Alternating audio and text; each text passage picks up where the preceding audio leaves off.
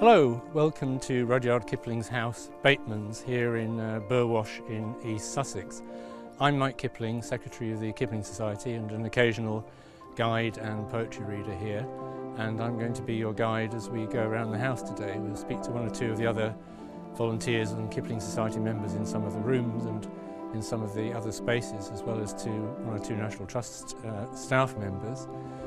But first of all, I'd just like to tell you a little bit about the house which you can see behind me. The house itself was built in 1634, according to the date over the door, although some architectural historians suggest there was a house on the site earlier. We don't know who it was built by. It may have been built by one of the local ironmasters, iron founding being a major industry in this part of the country in the 16th and 17th centuries. Certainly ironmasters would have been more likely to have had the sort of money necessary to build a house like Bateman's. Since that time, it's largely been used as a farmhouse throughout, right up until the end of the 19th century, at which point it had become rather run down and was occupied by at least two families of farm workers. In the 1890s, it was bought by a man from London who decided to do it up as his countryside retreat. And Rudyard Kipling, wanting to find somewhere that was quite remote, where the large number of people who always wanted to try and catch a glimpse of him, as he was sort of the J.K. Rowling of his day, found it sort of quite well, came across it and found it was a lovely place to be because it was so remote, and because he was an early adapter, as we shall see shortly, of the motor car. It was more accessible to him than it was to most of his fans. So, having given you that brief introduction to the house, we'll now make our way into the hall. As we go into the house, I'd just like to draw your attention to these little initials carved on this archway, where Rudyard Kipling, his wife Carrie, and two of his children carved their initials. And also, as we go into the house, I'd like to tell you a little bit about the bell pull here. This bell pull was originally at Kipling's uncle's house, Edward Burne-Jones's house in Fulham in London, where Kipling used to go when he was a young boy, and it was his refuge away from the cruel step-parents he lived with in Southsea. So when he rang this bell, he knew that he was in for a month of having a fun time every Christmas. And so when the house in Fulham was being demolished, he asked if he could have the bell so that any children coming here to Bateman's would ring it. They would know that they were welcome in the house as well. Ah, hello and welcome to Bateman's.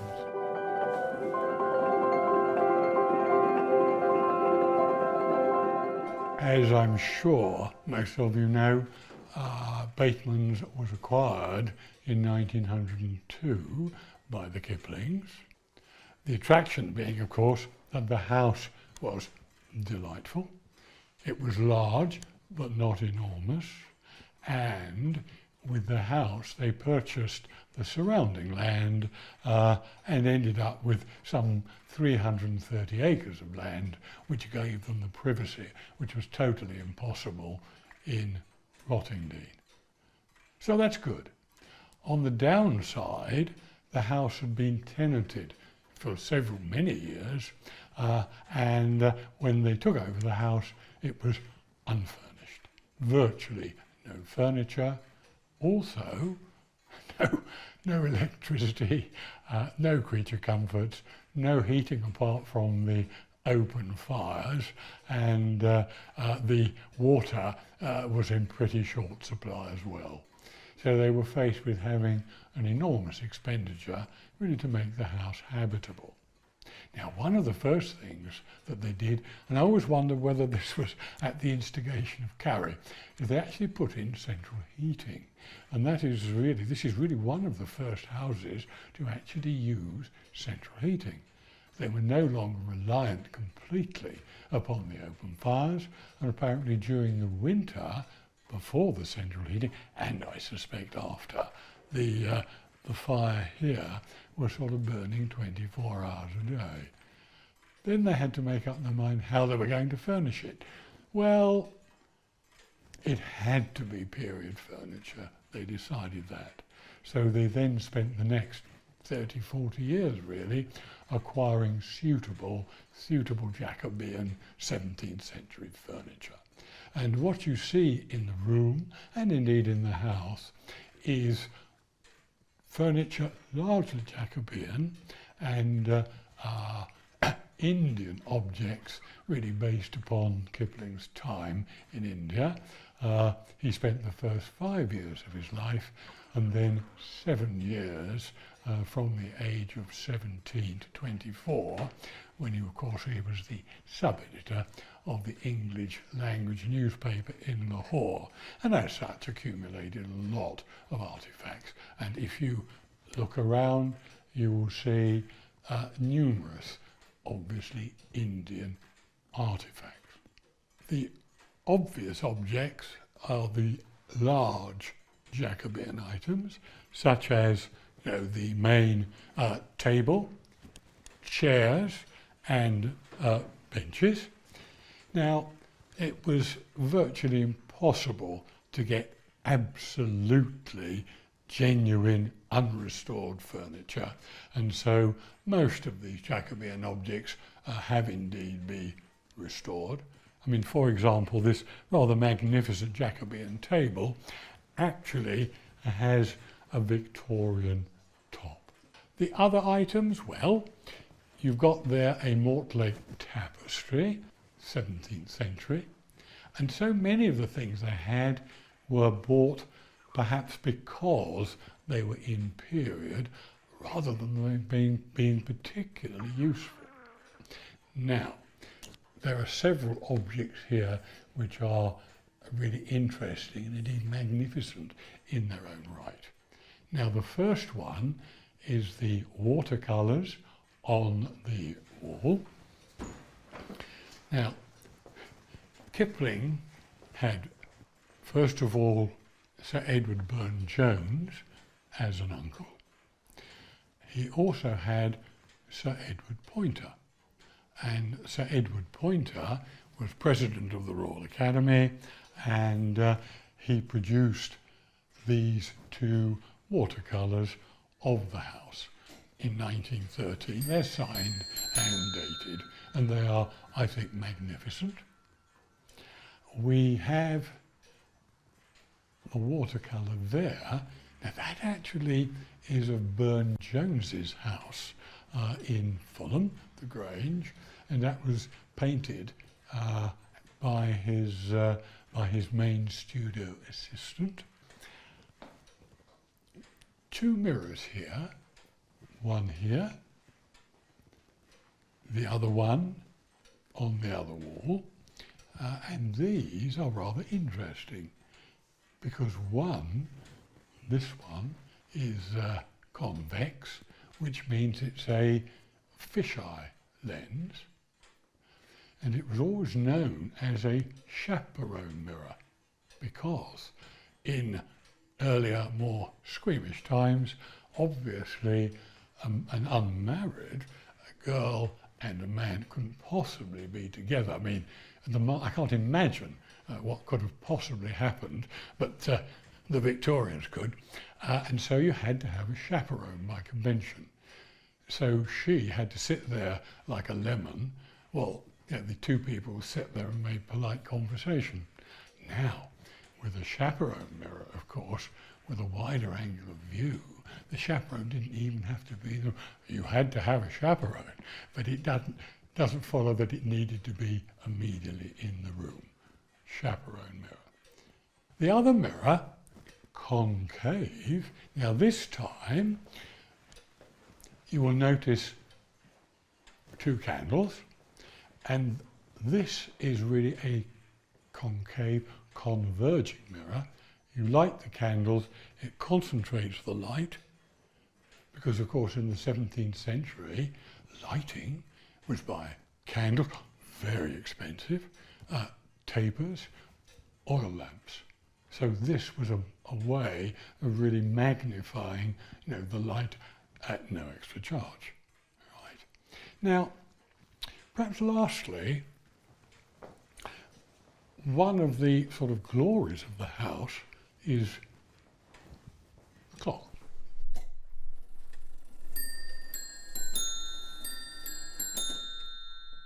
These clocks are called lantern clocks, I suppose, for the obvious reason it looked like a lantern. But in actual fact, the name probably comes from the fact that the case is made of a brass alloy called lantine. So that probably gave the name rather than the shape. This clock, if you look at it, the maker's name, Daniel Hoskin, is actually engraved on the silver ring. It's called the chapter ring, and it actually has his signature and, I believe, the date. And it was made then in about let's say 1630. I think it's a very accurate clock, works very well. The only slight problem is that the weights, it's a 30-hour clock, so the weights are lifted each day, and at the end of the day, it's gone through the cycle, lift them again. So they do need to be regulated every 24 hours. One other thing about the clock, and that is it was usual to put the owner's name in the top plate.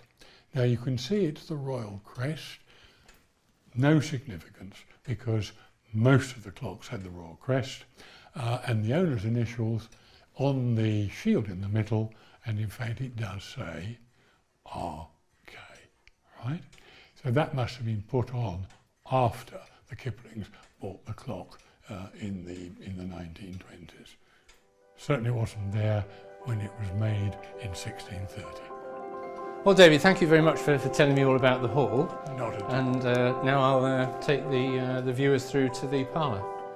Come this way.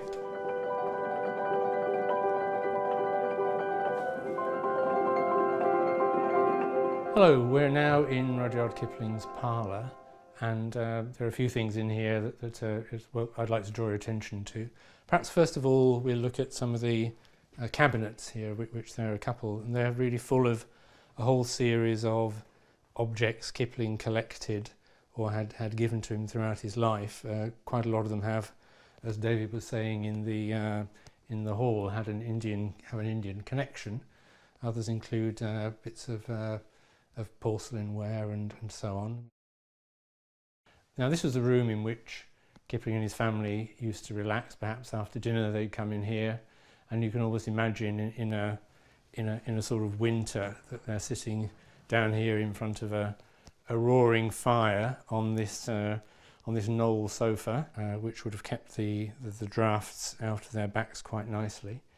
It's said that Kipling would often be found on his hands and knees on the floor playing with his black Aberdeen Terrier dogs, which he had a succession of at the times they lived here in Bateman's, and of course wrote a number of dog stories about them. On the wall is an embroidery of an orange tree, thought to have been designed by May Morris, one of the daughters of William Morris. It was used by the Kiplings as a door hanging and has recently been restored. One picture I particularly like to draw your attention to on the wall over here is a cartoon by Burne-Jones, as David said, one of Kipling's uncles, and this is a portrait of Kipling's three children. Sent at Christmas 1897, Josephine is on the left, young John in the middle, and Elsie on the right. Immediately underneath it is a phonograph, an original Edison phonograph. It isn't something that was here in Bateman's, unlike many of the other items we've been looking at, but it is the sort of thing that Rudyard Kipling was quite likely to have had, if only to listen perhaps to some of the phonographs of some of his own poems set to music, such as the Road to Mandalay. Now I'm going to, as I often do to visitors, demonstrate this and how it works. I just have to go around to this side, wind it up a little bit, turn it on and set it playing.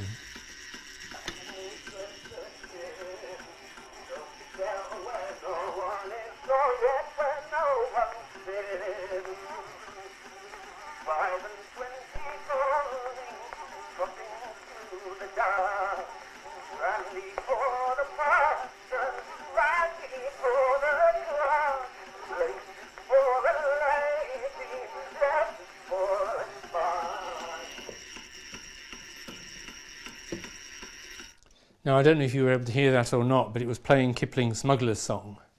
Now, if you didn't like the noise coming out of the phonograph, you could always literally put a sock in it.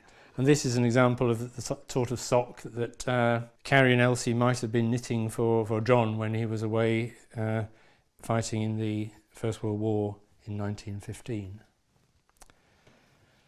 Right, so we'll move on from the parlour now and go out into the inner hallway. I just want to point out one or two things in there before we then go up the stairs to Kipling's study.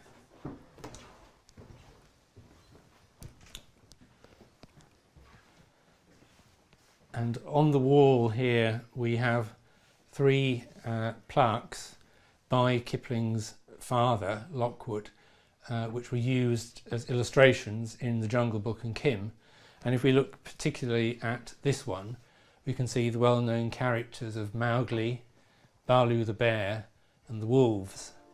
Also, just round in the corner here is a bust of Rudyard Kipling himself. And then we'll go up the main stairs of the house and into what's probably the powerhouse of the building, Rudyard Kipling's study.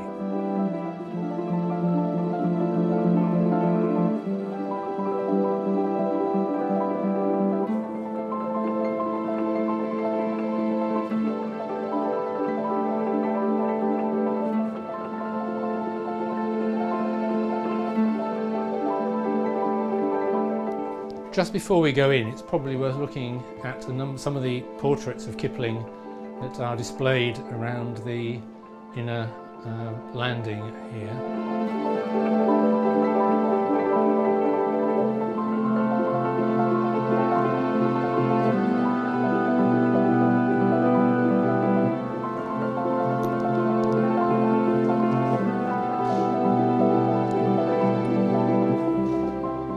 So this is Rudyard Kipling's study.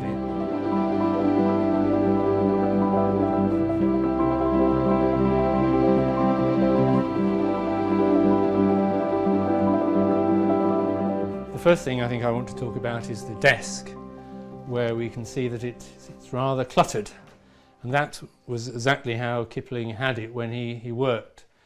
It's full of books, some maps perhaps to plan his next motoring journey, and what you noticed on the floor is a wastepaper basket absolutely full of scrap paper. And Kipling, of course, was meticulous in drafting and redrafting, but that basket of paper would have gone onto one of the fires in the house in winter or into a fire in the garden at the end of each day, because he didn't want to leave any working papers behind or just put them in the normal rubbish in case journalists or others came round seeking to get advance notice of what he was working on. Above the fireplace we've got a picture of Rudyard Kipling's wife Caroline, and showing her, I think, as very much the sort of mistress of the house, with her keys around her waist.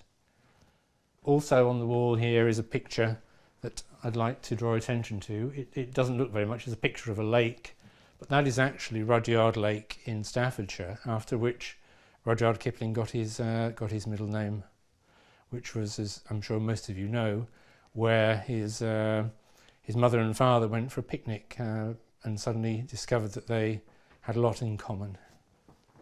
On the wall over here we've got a plan that Rudyard Kipling drew up of what he wanted his garden to look like, and after we've been around the house we're going to go out into the garden and you'll be able to see how that design with the pond and the rose garden beyond it were actually made to come true not that long after he drew up those plans.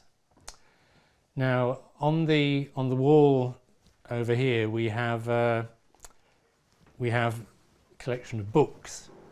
There are over 2,000 books in the room, and they are pretty much in the same order that they were left when Rudyard Kipling left the house the final time. And it really do repay his study as the sorts of things that he was interested in. So we have a lot of books about history and geography, history of India, books written by various explorers.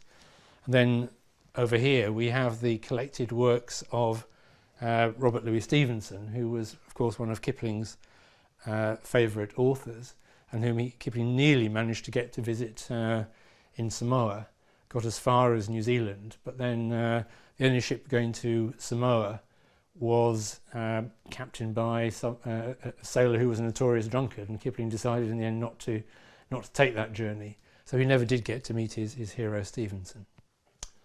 Up at the top here we've got a little clay portrait of Kipling's father, Lockwood, smoking a pipe, and that was actually the model for Lockwood Kipling's own book plate, and two pictures along there. In fact, in the middle we have Kipling's uncle Burne-Jones, and the next one along is in fact Rudyard Kipling's own book plate designed by his father.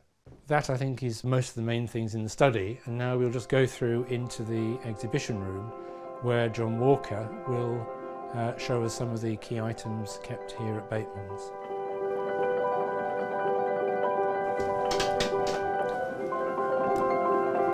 Hello John, good to see you. Good. Welcome to the Wonder House.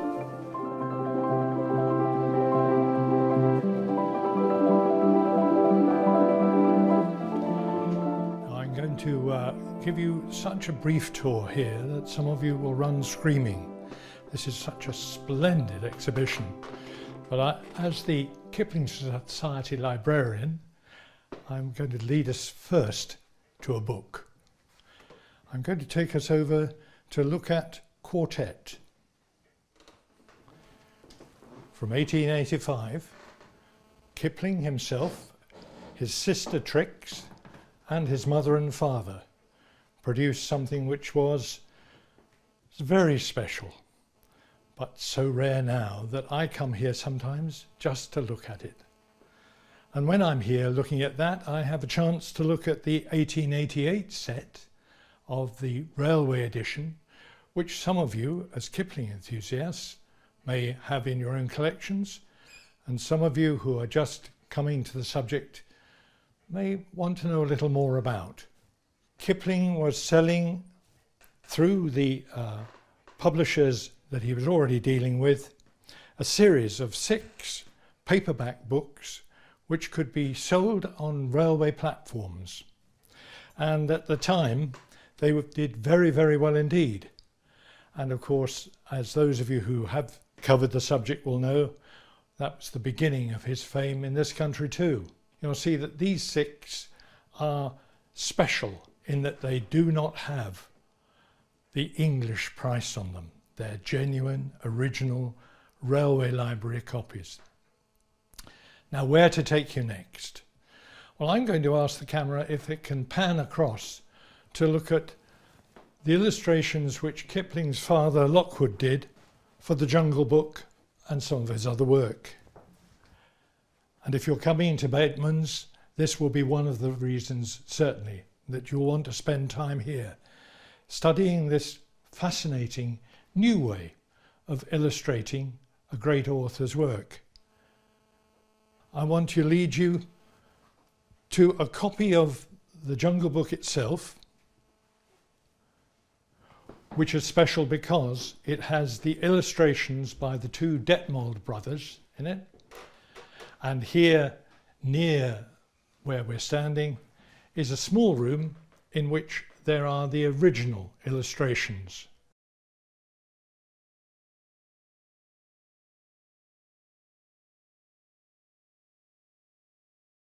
Now, I call this a treasure house, and I'm going to move on next to some of the minor family treasures.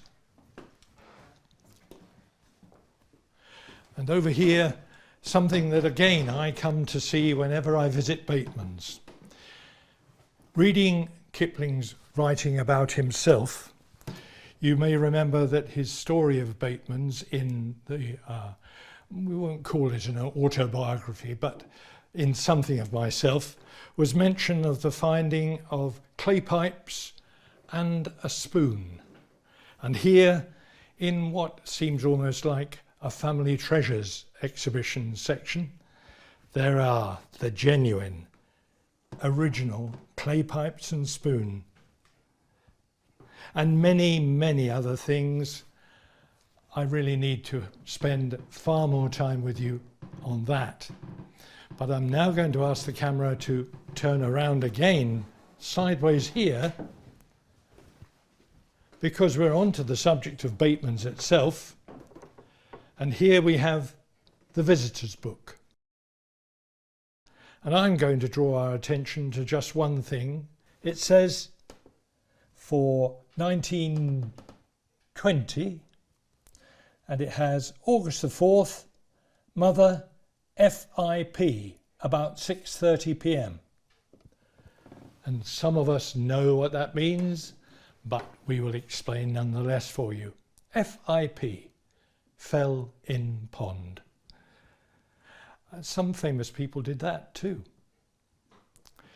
And how can we leave this august place without making our way across to the central display and reminding you that the very first English writer to receive the Nobel Prize in Literature was Kipling, and he is still the youngest to have done so. So we have an exhibition piece here which shows the declaration for the actual presentation. And let me warn anybody who goes off, as I did, to find the place in Sweden where this presentation actually took place, that the central hall where Nobel Prizes are now handed out wasn't built in 1907 when Kipling actually received his. And so we had to scuttle around and find a hotel, the very hotel where Kipling had received it. Something so special to anyone who is aware of this man as an international writer. I've done this display great harm by skipping from one place to another. There is so much here that you could spend a day just looking at the exhibition centre. So I will lead you on to the next room, and I'm taking you through to another bedroom, because this, of course, was the original master bedroom of the house.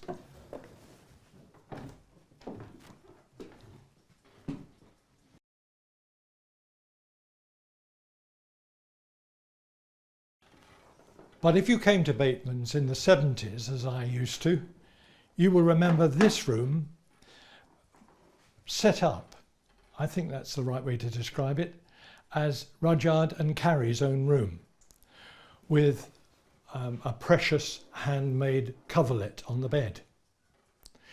It has now been changed in its character, perhaps back to something that was much more important for it. Certainly Rudyard and Carey, we think, did use this room as a bedroom, but it's now officially John's room. And that's something very special to me. For several years I used to come to Bateman's and do lecture lunches at about the time of Armistice Day on John Kipling. And I felt very strongly that there should be as much good information out there about this brave young man as possible. So this is a very suitable room to remember him. Notice that I'm not saying that Kipling actually had it as a shrine, certainly not. But I would like to draw your attention to some of the things that are directly relevant to John's life.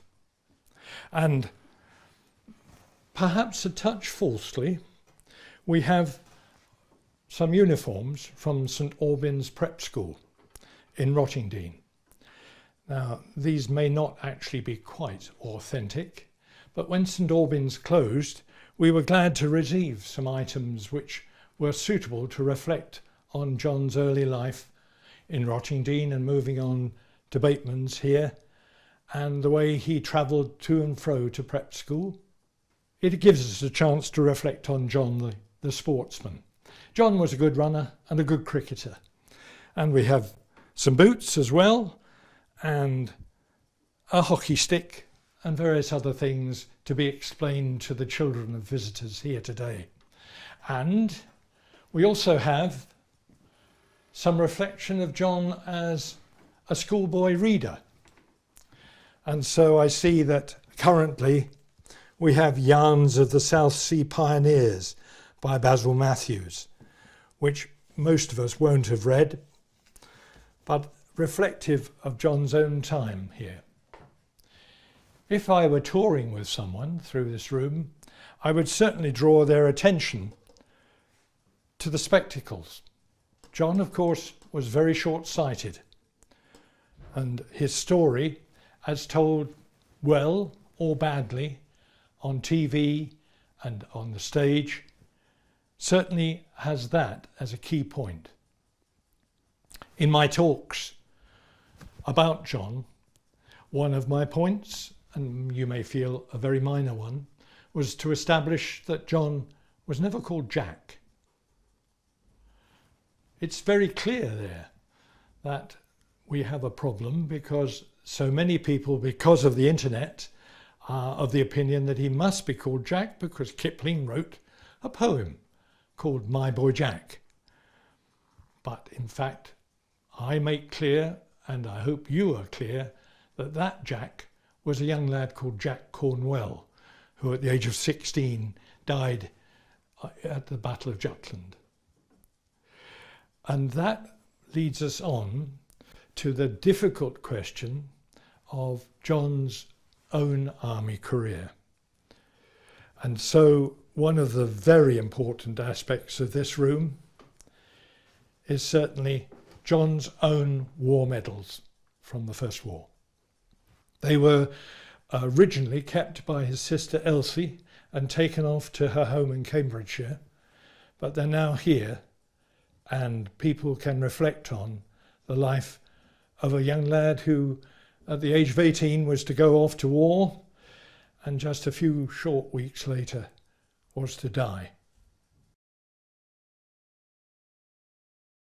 This would be a good point at which to point out this portrait of Josephine, Kipling's oldest daughter, who of course was to die in 1899, and we remember that the grief that went with that death in New York may have led Kipling to need to come here to Bateman's.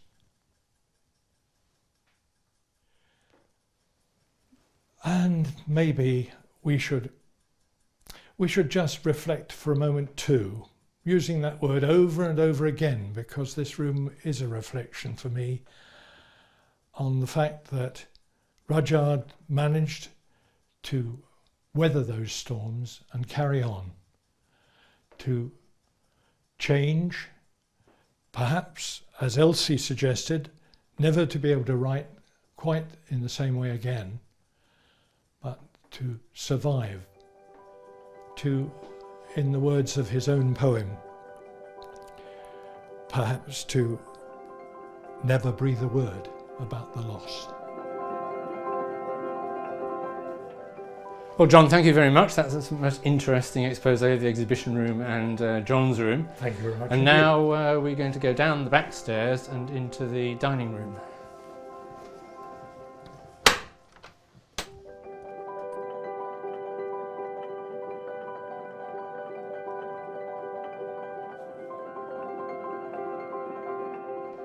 Right, so this is the final room that we're going to visit in the house, which is the dining room, where the Kipling family would have had all their formal dinners, and particularly Rudyard and Carrie would have entertained guests. Now, one thing that you can see is that the table here is quite small. It's not opened out now, but in fact, there are only 8 chairs, formal chairs for the room, and that was the sort of groups that Kipling liked to have to entertain. He didn't throw big dinner parties for 40 people. He just liked to have a few very close friends with whom he could have interesting conversations. And as John has shown you the visitors' book upstairs, there were all sorts of people from his cousin Stanley Baldwin, the Prime Minister, to sort of senior military officials and others and other literary figures, such as his great friend Rider Haggard.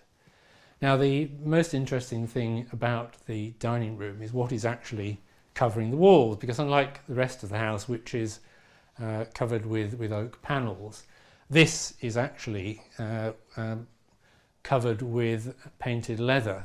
It's not original to the house, but does date from the mid-18th century. And it's what they call Cordoba style leather, where the leather is first of all given a coating, a metallic coating, in this case, and then it's painted, the pictures are painted on with oil paints. And we now know that the coverings in this room actually came from Holland and were brought to the UK by a Dutch man who was in the early 1900s living at Lymington in Hampshire, and there's a record of Kipling driving over there or being driven over there in his car and coming back with rolls and rolls of this to cover most of the walls of the dining room. One thing that I want to just draw your attention to is there's a little cubby hole here in the wall. And it's not quite known what it is for. Some people suggest it might be for keeping bottles of wine cool. Others say more rather less politely that it was where a chamber pot was kept. So when the gentlemen were smoking and drinking in the room, they didn't have to go very far to relieve themselves. But I'm told that Kipling's children used to leave little messages in there for their father, and when he came home he'd open it up and see if there were any there and leave some in return, which is a rather nice use of it. The final thing in this room I'd just like to point out is the stove. And you can see that the fireplace here is much smaller than in many of the other rooms. And in fact behind this there is a big fireplace as we saw in the hall. And but when Kipling came, he had this modern smokeless stove fitted, which was really the height of technology in sort of the 1900s, and it was driven by powdered coal, which was put in through the top, and that came down and burnt as necessary. And because it was fitted to the chimney piece, no smoke came out into the room, which made it ideal to have in the dining room. And because he only needed a small fireplace, he also had these Dutch tiles put there to just make it that little bit of an extra decorative feature. So having covered the house, we're now going to go out into the grounds, and we'll meet John Walker again at the garage, and he'll show us and tell us all about Kipling's Rolls Royce that's kept there. Here I am now on the way to the garage to see John Walker.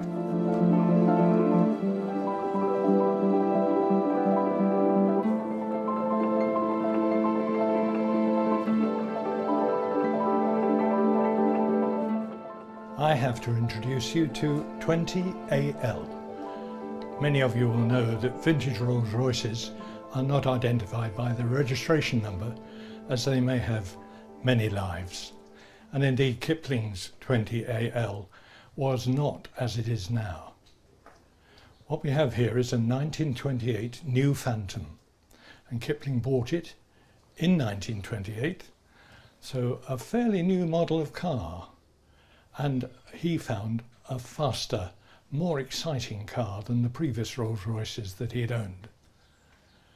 Many of you will know also that Kipling had several Rolls Royces altogether, and several of those have stories of their own which reflect on that fact about the registration number and the chassis number.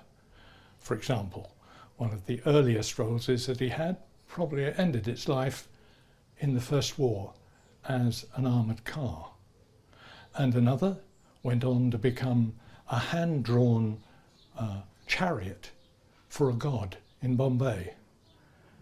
And a third? Well, a third is actually for sale currently, but has been completely rebodied into something which Kipling would not only not recognise, but never dream of driving in. But if you wish to know more, then keep an eye open for Kipling's Rolls Royce labelled the Duchess. Now this car was also called the Duchess, but this one, the 4th Duchess of Tours. And the bodywork that we have behind me is wrong. No, not wrong in the sense of wrong for a Rolls Royce. This is a Windover saloon. But Kipling had a limousine landaulette body on this, produced by Hoopers.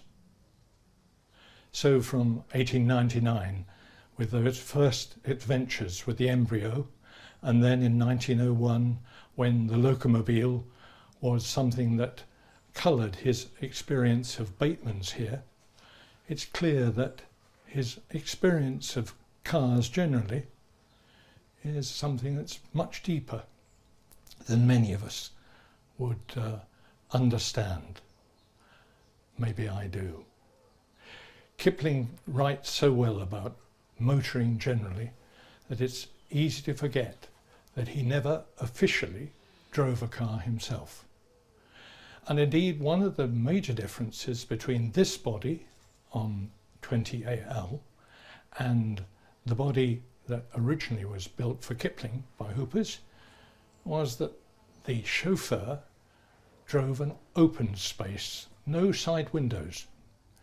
Indeed, this was almost the last Rolls, and they had to persuade Kipling that the next one should have a closed body. He felt that the chauffeur should be out in the open air. He had one more after this, bought in 1932, and it seems likely that this car was sold on finally either in 1932 or maybe on in 1936. There seem to be 2 stories to this. And this car then went on to be owned by a succession of people, the last of which was Jack Hayward. So Jack decided that having restored the car, he would present it to the National Trust. He did that in 1982, and the car has been here since then. So again, if you're a motoring enthusiast, perhaps a Kipling man or woman yourself, you'll know that 40 years is not awfully good for a car to be standing still. It's been well looked after by the National Trust, but it should soon, we hope, be given the chance to move again. Thank you, John. And now we'll go to the garden to meet David Forsyth again. This is Len, our head gardener, and I'm going to ask Len really to explain the associations that the garden still has with Kipling, and perhaps what are his plans also for the future development. Okay, so it's lovely to be able to show everyone around the garden. Where we are now in the orchard is probably the least authentic, if you like, of the areas that Kipling created through his time living here. But we are stood here next to Pear Alley, and Pear Alley is one of the original features in the orchard.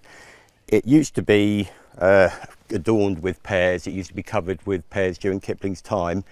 It then, most of the trees failed, they were replaced, but more recently they started failing again, so this is one area we want to restore.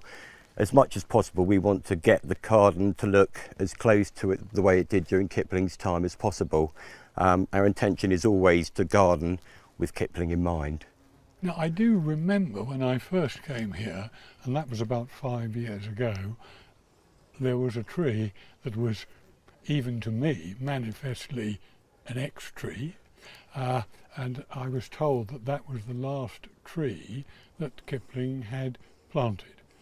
And I remember feeling rather sad that this was the end of a link with the past. But I gather that's not quite so. That's right. So we were always sort of planning for the future with gardens. So what we did when we knew that this last Kipling tree was about to fail, we took some cuttings from it and we grew them onto new rootstocks. So we have a living example of that tree still existing in the orchard. It is right at the top, but it is a beauty of Bath tree that would have existed during Kipling's time, and we've kept it going through to this day. Oh, that's good news. It's good news. Yes, I mean, yeah, it's the continuity, I think, which is perhaps so important here. I mean, we're looking back 1902, you know, and yet we still have links with that time. We do. And the nice thing about the garden itself is that it's growing and it's developing all the time. Gardens aren't static things, you know, they keep developing, and Kipling himself had that in mind when he started planting the garden. It evolved during the time that he was here, and we're continuing that sort of ethos of gardening with, I suppose, what you call a relaxed formality. That was one of the key things that visitors to the garden found when they visited during Kipling's time. It was very ordered but also relaxed at the same time, so you could have juxtapositions of formality like the pear alley next to a more loose planting of orchard trees, and indeed the vegetables as well. So that, as you walk through the garden, you get little snippets of that all the way through. It was all about creating a space that the family could enjoy and their friends and other sort of family members could enjoy as well. And that was one of the things that you really get a sense of even today, the way we try and encourage visitors to enjoy the place. It's not a formal garden in the sense that you have to be quiet. You know, the children would have run around, they would have enjoyed themselves, and you can see that more when we go into the other area of the garden. But that was it. So it was a case of, you know, controlling things under the surface, but then allowing everyone else to express themselves and enjoy themselves. Yes. And we're walking now into what we now call the Mulberry Garden, but during Kipling's time it was called the Kitchen Garden. If you were Kipling walking in here now, what would he have seen? It's not quite as it was during Kipling's time, but bear in mind that when Kipling arrived it was different as well. So before Kipling, the house for many years was a farmhouse. And this would have been the farmyard, the centre of the farm. The buildings, which are now our tea room, in fact, were open sheds where they kept carts and things like that. And what he did, he created probably the most formal area of the garden right here. So the lawns that are now turfed over would have been part of this grand scheme of box hedge lined borders. The fruit trees would have been here. That was again one of those strange juxtapositions of ornamental planting with productive planting alongside it. There is also a suggestion that there would have been fruit trees grown on the wall. But most of the pictures that we do have of this garden, it's very ornamental. And what we've tried to do over the years when the Trust first opened the garden, we had to reduce the amount of planting there was, less staff, no volunteers. But now what we're doing is trying to bring back more of that ornamental planting. At the moment it is just annuals, so we can change the scheme every year, keep it fresh, give people a bit of a wow factor in what is one of the busiest parts of the garden. Absolutely, yeah. Well, it always is every year. Incredible. Yeah. But we do have a grand plan. It's going to take probably 2 or 3 years. We need to do some fundraising to do this as well. But we have the intention as part of our garden management plan to return this garden very much to the way it was during Kipling's time. So that's recreating borders in the centre as well as to the edges, and bringing back much more of the types of plants that Kipling would have grown here. Yeah, I mean, compared to the plants that were available to Kipling, presumably the variety you have available now, particularly for the annuals, must be much greater. It is a lot different, and cultivars have sort of developed over years that become more resistant to diseases, thrive better in a changing climate, if you like. But we can still keep true to Kipling's ethos by looking at the sort of plants that he did grow and finding sort of complementary cultivars that are more modern plants that we know will thrive. But an interesting point about Kipling's garden is that he did occasionally have plants sent over from different parts of the world. So it's something that we're interested in, connecting Kipling with the places around the world that he knew, you know, North America, possibly Japan, South Africa, places like that. Brazil, so, well, yes, you know, so it gives us quite a broad palette to work with and a whole range of plants that we can bring back into the garden.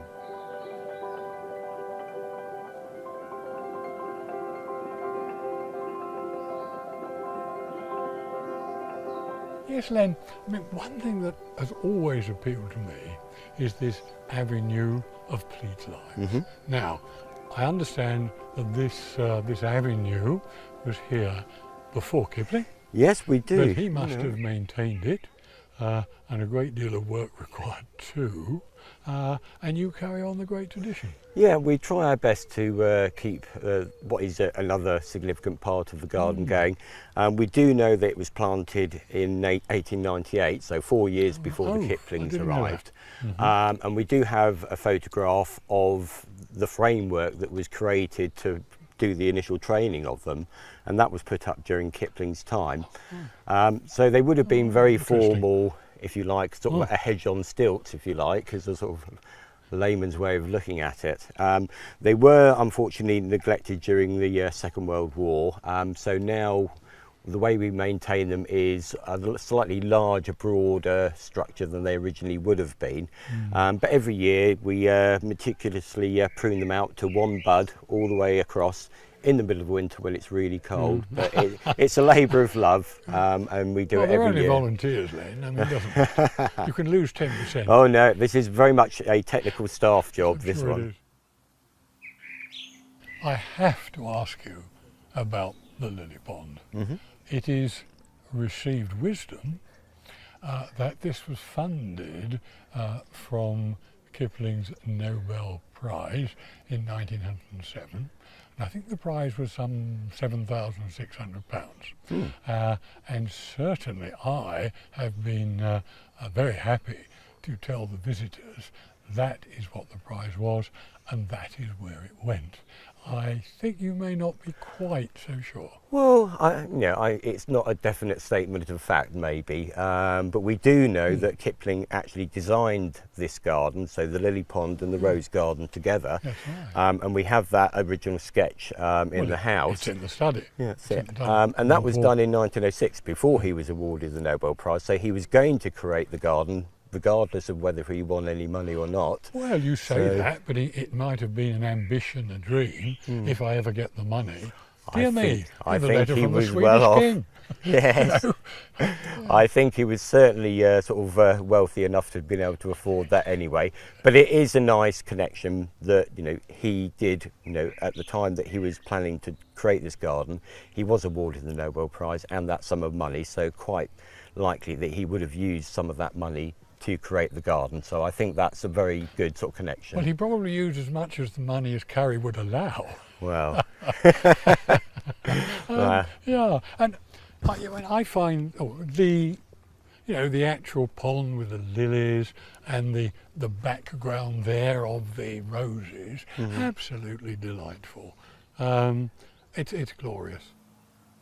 Were the roses here in Kipling's time, or are they a modern addition? No, so what was here when Kipling arrived was a pond. It wasn't quite. There was a pond here, but not quite as you see it. So he changed the size of it and sort of remodeled it to be able to be a mirror image of the width of the rose bed. So the roses were planted during Kipling's time. Right.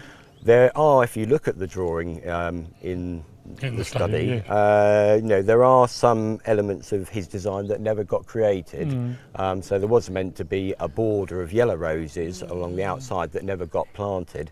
But the roses that are here today are Frensham, Betty Pryor and Valentine Hart. And two of those three are still the original cultivars of rose. Right. The light pink Valentine Hart is actually a replacement for Mrs. Inga Poulsen, which was the original light pink, but no longer grown in great quantity in this country. But we are very much, as you see it now, you will, Kipling would have recognised it. Absolutely, that is how he would have envisaged it being. Right. And just one very last question to finish off, and that is the relationship between Rider Haggard and the Kiplings, because I think it's fair to say that both Kiplings regarded Rider Haggard as a sort of a guru, and I would say that he was one of the first of the ecologists, because his agricultural policies were very much based on nature, doing the minimum amount of technical work, and I know that the Kiplings supported him strongly and were really devastated, of course, when he died. Now, what do you think was the influence of Rider I Haggard? think there's definitely an influence there. I mean, we do know that Rider Haggard was one of the few people that Kipling entrusted to be in the study when he was writing. Absolutely.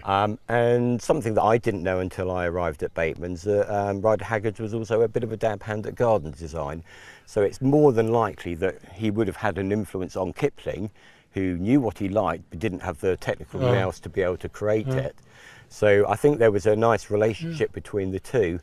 We do feel, the more we look at the garden, that it's got elements of almost arts and crafts within it, the way it's laid out, some of the use of natural materials. You know, there are pictures of the roses being grown up, little wooden hazel sticks and things like that, which for a formal garden is quite sort of like, you know, out of, you know, but nonetheless, there's that arts and crafts. There's also a bit of a romantic sort of feel to the garden, as much as it was very much set in its period, the layout especially, but the planting within it, as much as we can see from the photographs, was much more of a romantic style, and that probably fitted much more with Kipling, and we hope, you know, probably the influences of Rider Haggard as well, in that more naturalistic way of planting. So, I mean, you think there's no doubt that he did have a big influence? I think it would be more than likely that he did, yes, absolutely. But, you know, at the end of the day, this is very much, you know, the Kipling family garden.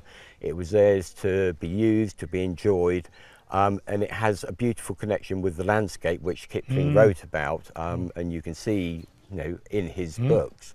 And that was something that he wanted his children to do, be able to go out, to be able to explore, and feel that freedom, which is what we hope people feel when they come and visit us today. Oh, I'm sure they do.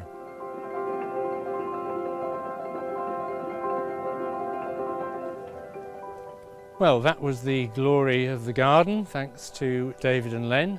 That really does bring us to the end of our tour around Bateman's tonight. I hope you've enjoyed watching it, and we hope to see you at future meetings of the Kipling Society. Goodbye.